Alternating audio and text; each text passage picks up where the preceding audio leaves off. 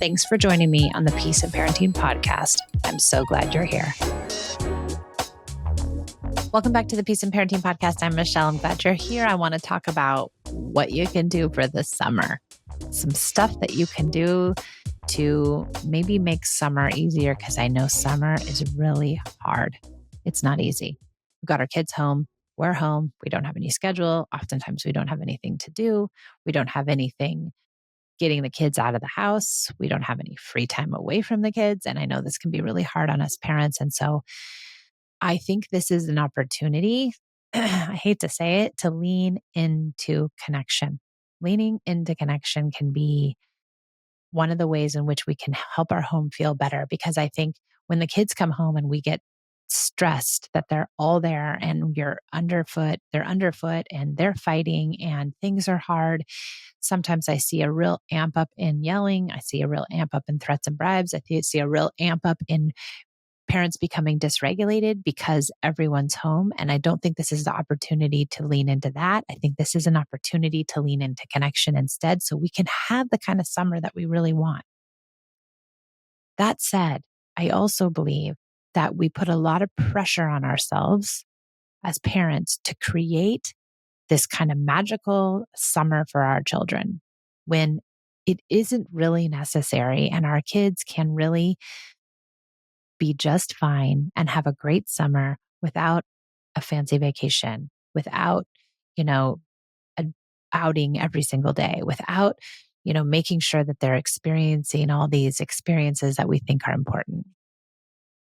But what is more important than all of that is being connected to them and trying to really work on connection. So if you're not doing daily special time, I know I'm a broken record. I would really suggest daily special time with each of your kids.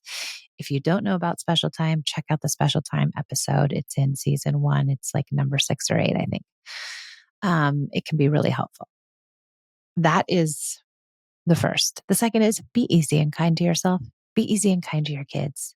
Make it an easy summer where you're not feeling pressured to do everything, where you feel like things are copacetic, things are not rigid. Try to be as easy as you can on yourself and on your children. Have days where you sleep in. Have days where you don't get out of your pajamas. Have days where you never leave the house. That's okay. That is okay. It's also okay for your kids to be bored. And it's okay for them to say that. And I have a whole boredom podcast, and take a listen to that. It was a few weeks ago. And I'd really lean into this idea of, they can be bored, and being bored is an okay thing. It is not going to kill anybody to be bored.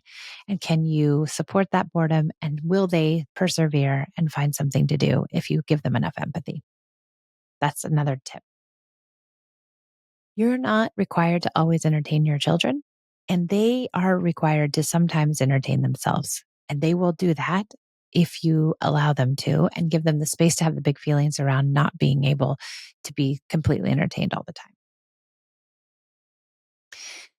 This is often a good opportunity. Summertime is often a good opportunity for people to lean into siblings and sibling relationships, because kids are home alone, are home together more. They are fighting more. They are having more sibling rivalry because there's more time to have sibling rivalry because they're not so busy at school all the time. So can you lean into them and their relationships by really using the sibling rivalry protocol, really not taking sides, and really leaning into this idea that we listen to each person as they tell their story when something happens, and we empathize with it, and we allow them to have their feelings, and we allow their prefrontal to come back online, and we really support them.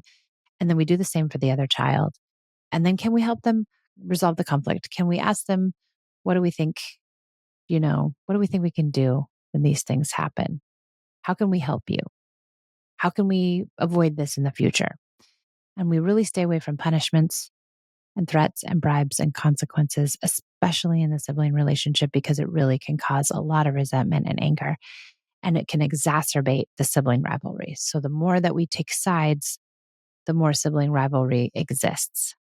So if we can really lean into this idea that our kids are good and that siblings who even hit or bite or kick or do something aggressive don't mean it, and that they don't need to be chastised or punished or reprimanded, but that we can be supportive and help them really learn to resolve the conflict together. Another good idea around siblings is sibling special time. So you can be doing your own individual special time, and then you can offer them sibling special time. Hey guys, do you want to do sibling special time? One of you is in charge for 15 minutes. It's everything. They get to do anything they want, and their sibling has to follow along. And then their sibling has 15 minutes to be in charge, and their sibling has to follow along. And can this create a place where both people get power? Both people get to choose what they want to do, and the other one has to follow. And will this really beef up their sibling relationship so that you have fewer sibling fights over the summer, which is something that you really need? So I don't believe the summer is the time to take off in parenting, to rest on our laurels, because I think when we do that, we tend to get to a place where we might default to our old parenting habits, especially if we're feeling overly stressed, fearful, or anxious. And so this might be a good opportunity to really lean into connected parenting as opposed to saying, I don't have time right now. There's kids are around. But this is the time you do need to be doing it because the kids are around. Okay. A couple other fun things that I think are good is our dance parties. Dance parties are always amazing. Creating a dance party in the morning to start your day off, or dance party in the cranky part of the afternoon at 5 p.m. when everyone's kind of melting down and you're exhausted. Can you revive the house by having a dance party? There's tons of games that we can do. Hide and seek and chase. Can you turn the sprinklers on in your yard and have the kids run through the sprinklers? Can you do some obstacle courses that are, designed in the house where kids they can make them and they can create them and then they can do them and they can redo them all the time? And obstacle courses can be really good. Do you have little, musical instruments you can pull out, like, the harmonica and shakers and that kind of thing? And can you create songs? If you have older kids, can you do, a music video? Or do they like to do TikTok, or do they like to, you know, do something with anime, or do they like to do art projects? Are there some activities that you can do at home that are easy, that you don't have to, buy a bunch of stuff for, or you don't have to go out and find? What things around your house can you do that are fun? Can you build forts? Forts are always great. Building forts in the house so that and then the kids leave them up for days, and then they want to eat their dinner in the fort, and then they want to wake up and do their breakfast in the fort. Play dates are amazing. My kids have lots of play dates, even at 15 and 18 now. They have play dates, and they really do have people over. They stay up until, late at night, and sometimes they have sleepovers. And we have a lot of sleepovers here at our house with the older kids.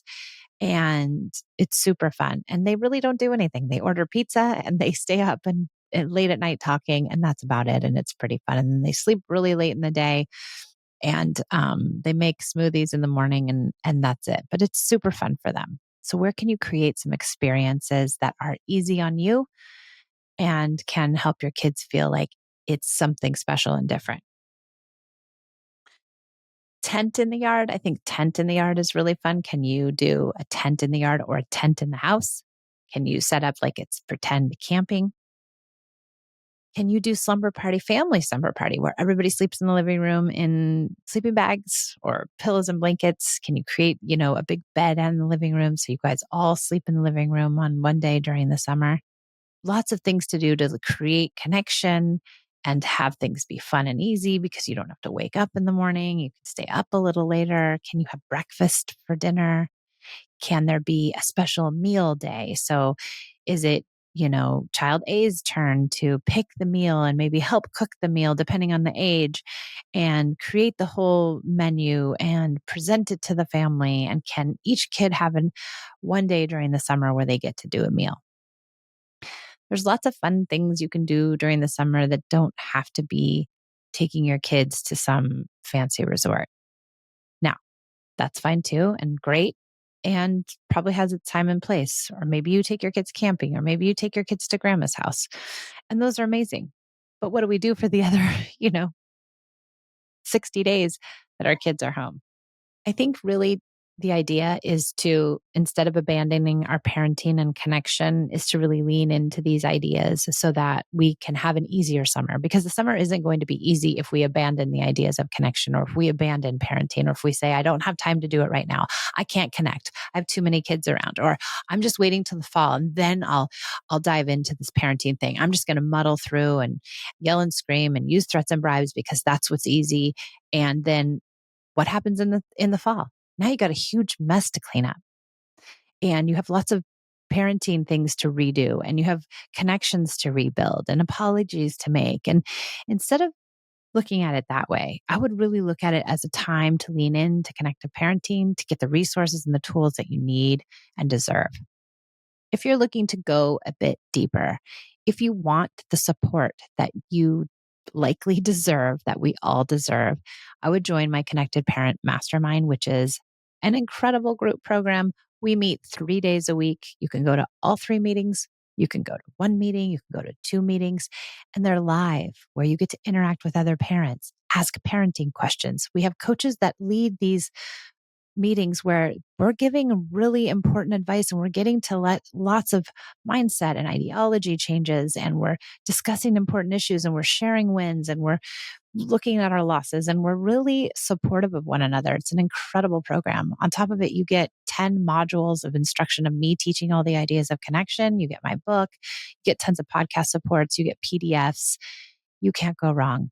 And this program is in depth, and it is also easy to access. So if you're interested in the Connected Parent Mastermind, I will send the link along in the show notes.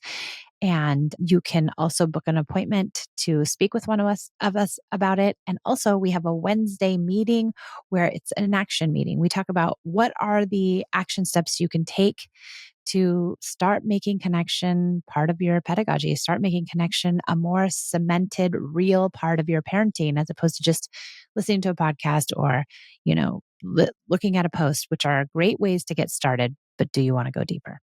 So I will leave all the links for the CPM, Connected Parent Mastermind, a link to have a chat, and a link to come to our meeting.